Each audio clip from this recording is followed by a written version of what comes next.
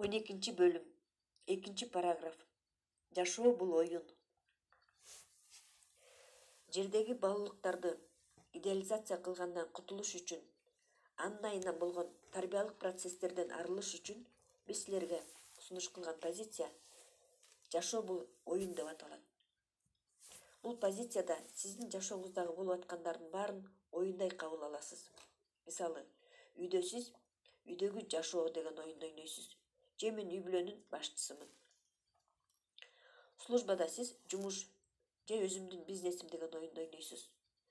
Досторуңуз менен достук, рыбалка деген оюнду ойнойсуз. Сизге жаккан аял менен сүйүү деген оюнду ойнойсуз жана башка. Мындай позиция эмнени бере алат? Бул бардык балалыкка байланып калбаганды берет. Оюнда дайыма утуу болот жана сөзсүз түрдө керек болбосо да утулуу дагы болот. Бардык ийгиликтердин баарын убактылуу утуу деп эсептеңиз. Ал эми ийгиликсиздиктердин баарын убактылуу утулуу деп кабыл алыңыз. Мисалы, сизге каалаган кызматты ээлегенге мүмкүнчүлүк болбой калды. Сиздин соперник бул жолкусунда сизди утуп кетти. Бирок кийинки жолу ал ута албайт. Же сиз башка оюн талаасында ойноп көрүңүз. Балким андан да бийик кызматты ээлеп алыңыз. Бирок башка организацияда. Же эгерде сиздин проект жакшы болбой атса, карызга малынып калсаңыз, ойлонуп көрүңүз. Балким сиз өзүңүздүн оюнуңузду ойногон жоксуз. Сиз тезирээк өзгөртүшүңүз керек. Же оюндун шарттарын, же өзүңүздүн утулууңузду моюнга алып, башка оюнда утканга аракет кылыңыз. Башка проектте жана башка любой утулуштарда. А утулууларга кабатыр болбой эле коюңуз.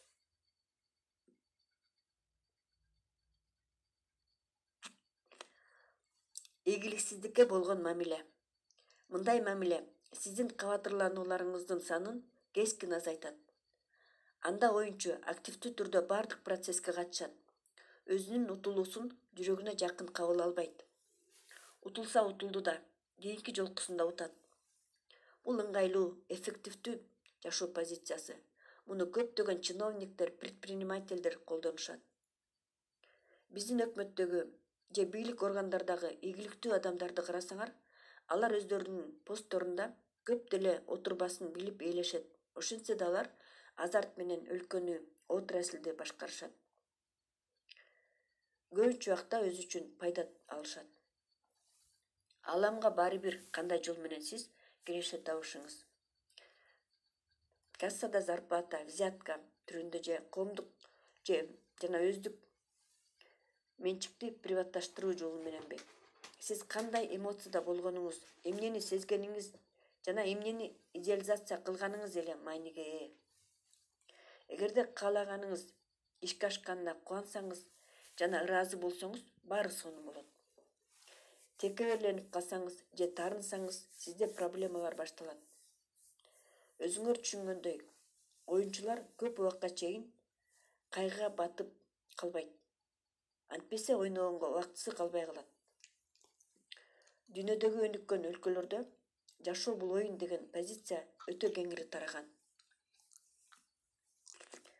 Чыгыштагы бизнесмендер, алар өздөрүнүн ишине олуттуу мамиле кылса да, дайыма түшүнүп турушат, утулуп деле каларын. Алар утулуп калууларына да даяр турушат. Ошондуктан алар оңой жашашат. Эгер сиздин максатыңыз акча болсо, анда акчага тезирээк жете турган любой оюнду ойноңуз. Жана бул максатыңызга жетүүдө закон бузбаганыңыз жакшы болот. Бирок убактылуу чыгармачылык жөнүндө, гуманизм жөнүндө, адамдарга кызмат кылууну жана жаркын материалдар жөнүндө унута туруңуз.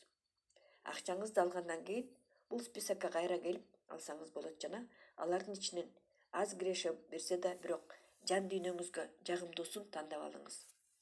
Эгерде сиздин максатыңыз чыгармачылыктагы өздүк реализация болсо, анда сизге башка оюн керек болот. Чоң доход бербесе да, кандайдыр жаңы нерсе жаратыңыз. Оюндун белгилери. Жашоодо кылгандарыбыз оюн менен эле бүтүп калбайт. Оюндун атайын белгилери бар. Алардын ичинен маанилүүсү бул сиз умтулган максаттын бар болушу. Эгер сиз жөн эле бир нерселерди кылып жүрсөңүз, кереги жок болсо деле автоматтык түрдө эле адат болуп калгандарды жасап жүрсөңүз, анда бул оюн эмес. Биздин жумушка барганыбыз, кошуна менен урушканыбыз, магазинди кыдырганыбыз же эс алганга барганыбыз булар оюн эмес. Эгер кандайдыр бир максат көздөсөк, анда бул оюн болот. Мисалы, жумушта кандайдыр бир көтөрүлүүнү күтүү жана ал максатка жетиш үчүн кандайдыр бир кыймыл аракеттерди кыласыз. А эгерде сиз жөн эле күтсөңүз, мени жумушуман көтөрөбү деп, жөн гана сотрудниктер менен аны сөз кылсаңыз, анда бул оюн эмес. Бул клоунада. Сиз клоунадада башкы ролдосуз. Жалпы кабыл алынган оюндар. Цивилизованный өлкөлөрдө жалпы кабыл алынган эрежелер бар. Ар кандай ситуациядагы адамдардын жүрүм туруму. Бизнестин жалпы кабыл алынган эрежелери бар. Адамдын коомдо өзүн алып жүрүүчү эрежелердин набору бар. Үй бүлөлүк жашоодогу эрежелер бар. Аял менен эркектин ортосундагы сүйүүнүн эрежелери жана башкалар бар. Эгер сиз ушул оюндардын бирине катышкыңыз келсе, анда сиз ошол жалпы кабыл алынган эреженин сакташыңыз керек болот. Мисалы, эгер бул таза бизнес деген оюн болсо, анда анын эрежелери таза, чынчыл атыңды сактоо, фирманын престижи, налогду убагында төлөп туруу, товардын же услуганын жогорку сапаты жана башка. А эгерде акча кандай баа менен болсо дагы деген оюн болсо, анда партнерду же өкмөттү алдоо, мыйзамдуу мураскерди акчасыз калтыруу же башкалардын акчасын тартып алуу, жасалма акча, баалуу кагаздарды же электронный карточкаларды жасоо менен. Бул оюндун кийинки этабы акыйкаттуу соттон качуу болот жана башка. Ар бир адам тарбиясына, коомдогу ордуна, өзүнүн максатына, ишенимине жана башкасына ылайык өзүнө жаккан оюнду тандап алат. Өздүк оюн. Оюн коллективдик болушу мүмкүн, таза бизнес сыяктуу. Анда сизге коомдук эрежелерди сакташыңыз керек болот. Эгер бул сизге жакпаса, анда өздүк оюн ойлоп таап алыш керек. Анын эрежеси сизге эле белгилүү болот. Адамдар түшүнбөшү жана сиздин кылгандарыңызга таарынышы мүмкүн. Бирок ал алардын проблемасы. Алар ойлойт, сиз алар менен жалпы оюнду ойноп атат деп, макулдашылган эреже менен. А сизде такыр башка эрежелер. Анын үстүнө сиз аларды любой момент өзгөртүп салышыңыз мүмкүн. Ограничение, чектөө. Өзүнчө оюнду баштаганда бир чектөөнү билишиңиз керек. Оюндун жүрүшүндө сиз башкы талапты унутпашыңыз керек. Аны жашоо адамдардын жүрүм турумунан талап кылат. Аларды жана өзүңүздү соттобоңуз. Бул кандайча болот? Эң жөнөкөй. Мисалы, сиз жалгыз бой аялсыз. Сүйүү деген оюнду ойноюн деп чечтиңиз. Жана бул сезимге сиздеги болгон мүмкүнчүлүгүңүз менен берилдиңиз. Өзүңүздүн жигитиңизден сизге багытталган сезимди күтүп атасыз. Эгер оюнга ашыкча маани берсеңиз, анда жалпы талапка ылайык сиздин көз салуучуңуз ишти ушундай кылып уюштуруп коет, чтоб оюндун экинчи катышуучусу сиздин каалаганыңыздай болбойт. Жөнөкөй сөз менен айтканда, ал сизди сүйбөйт. Оюндун эрежеси боюнча мындай ситуацияда бул этапта сиз утулганыңызды мойнуңузга аласыз жана кийинки этапка өтөсүз. Сүйгөн адамыңызга охотага чыкканга же оюнду өзгөртөсүз. Биринчи вариантты карайбыз. Сиз пайда болгон кырдаалга жараша кандай кылсам деп чечишиңиз керек. Мисалы, сиздин сүйгөн адамыңыздын жүрөгүн башка адам ээлеп алган. Мындай убакта сиз анын жүрөгүн бошогонун күтүшүңүз керек болот. Андан кийин гана аны өзүңүзгө тартканга аракет кыласыз. Бирок түшүнүшүңүз керек, мындай күтүү көпкө созулуп кетиши мүмкүн. Кийинки жашоого чейин. Жана күтүп аткан убакта накопитель переживанийдин толуп кетпегенине көз салып турушуңуз керек. Күтүп аткан убакта кандай ички дүйнөңүздөгү сезимдер чоң мааниге ээ. Эгер сиз жөн эле күтсөңүз жана чабуул койгонго ыңгайлуу убакытты күтүп аңдып аткандай болсоңуз, анда баары жакшы болот. Сиздин маанайыңыз жакшы болот. Оюнчуну дайыма коштоп жүрүүчү шайырлык, азарт сизден кетпейт. Сиздин утушуңуз гарантия болот. Бирок эгер сиз кайгыланып, ачуулансаңыз, сүйгөнүмө жетпей калдым деп, анда бактсыз сүйүү деп аталган башкача оюн болуп калат. Бул оюндун рамкасында сиз эң бактсыз таарынган адам болосуз. Жашоого таарынасыз. Бул ката ишеним. Бул типовой способ аркылуу түзөлөт. Сизге андан да жаман болот.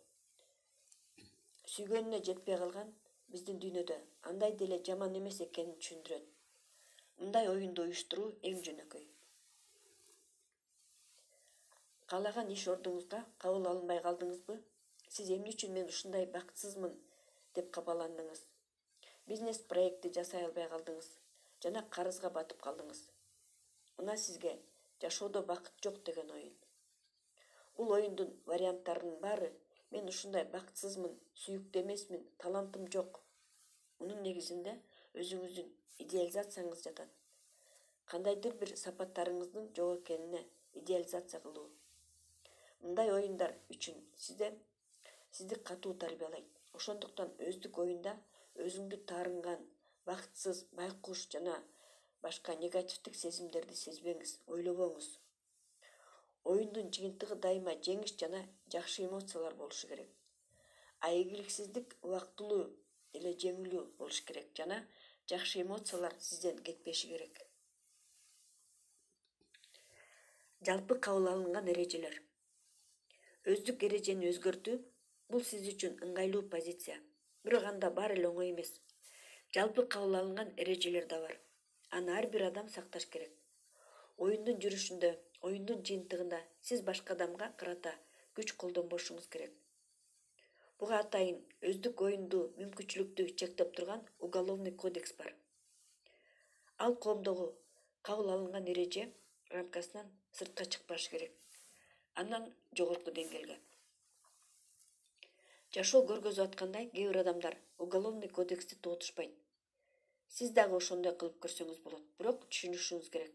Сиз ошону менен ким кимди алдай алат деген оюнга катышасыз. Жана оюндун карама каршы жагы милиция, налоговый полиция жана башкалар болот. Эгер утаарыңарга көзүңөр жетсе, анда колуңарга желек. Эгер утулуп калсаңар, анда эч кимге таарынбагыла. Бул сиздин өздүк тандооңуз болгон. Фирманын эрежелери. Ошондой эле любой фирманын же компаниянын эрежелери бар. Чоң ири компанияларда бул корпоративдик маданият деп аталат. Эгер сиз фирмага иштегени келсеңиз, анда сиз андагы кабыл алынган эрежелерге баш ийишиңиз керек болот. Сиз өзүңүздүн оюнуңузду ойной берсеңиз болот, бирок бул фирманын эрежесин бузбашыңыз керек. Антпесе ал сизди чыгарып салат. Кичинекей фирмада руководитель "Мен хозяин, сен чудак" деген оюнду ойнойт. А сотрудниктер болсо далилдеп бер деген оюнду ойношот. Мисалы, акчанын каяка кеткенин. Колдонуу сферасы. Оюнчунун позициясында оюнчулар каалаган максаттарды кое алышат жана бардык энергиясы менен ага жеткенге умтулушат. Биринчи кезекте алар чечкиндүү, азартный, өзүнүн күчүнө ишенген адамдарга туура келет жана максатына жетүү үчүн тобокелге барганга даяр. Башкача айтканда, бул өзүнүн атайын милдеттери жазылган чиновниктерге жана отделдин башчыларына караганда бизнесмендерге туура келет. Жана башка любой башка адам өзүнүн темпераментине карата ушул позицияны ээлей алат. Өзүнүн максатына жетүү үчүн, өзүнүн өздүк жашоосун куруп алганга, каалаган жумушуна орношуу үчүн, үй сатып алганга, эс алганга барганга жана башка. Бул позиция жаңы переживанияларды чогултпаганга жардам берет. Өзүңдүн максатыңа жетүүдө. Эми кезектеги жыйынтыктарды чыгарганга убакыт келди. Жыйынтыктар. Биринчи, өзүңдүн максатыңа жетүүдө переживанияларды толтурбаганга жардам берген экинчи жашоо позициясы жашоо бул оюн деп аталат.